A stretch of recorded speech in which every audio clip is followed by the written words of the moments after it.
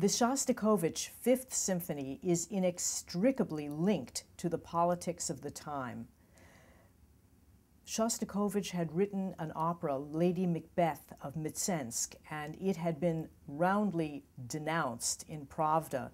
They called it muddle instead of music, and Shostakovich risked losing not only his status as a composer, but very possibly his life.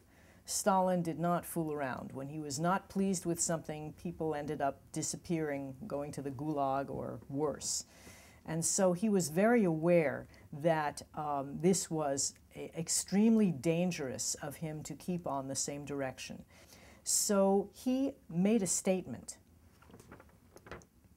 The creative reply of a Soviet artist to justified criticism.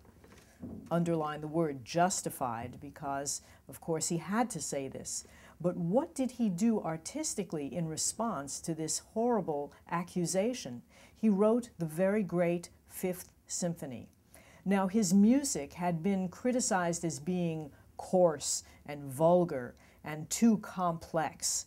So the Fifth Symphony is much simpler in many ways than his music had been before. But the magic that Shostakovich was able to achieve with the symphony was that he was able to please both his critics in the government and himself as an artist. Because the outer movements of this work are very bold and with big themes and clear optimism, and the slow movement, the largo, is a heart-rending plea, as it were, of an artist who saw the misery, the death, the destruction that was happening around him, and was able to put this into one of the movements of this symphony. The second movement is a scherzo, and it's got kind of humorous, but it's got a touch of sarcasm in it. However, Shostakovich's music was subtle enough that you really had to know that the sarcasm was there. You could perhaps interpret this just as a humorous piece.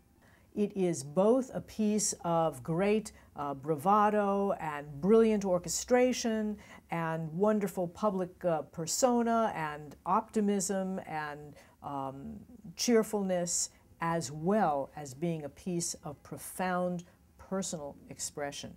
And it took a tremendous genius and craftsman that Shostakovich was to be able to turn his whole musical language around so that he didn't compromise what it was that he had to say, and yet he was able to work within the strictures that the government imposed on him.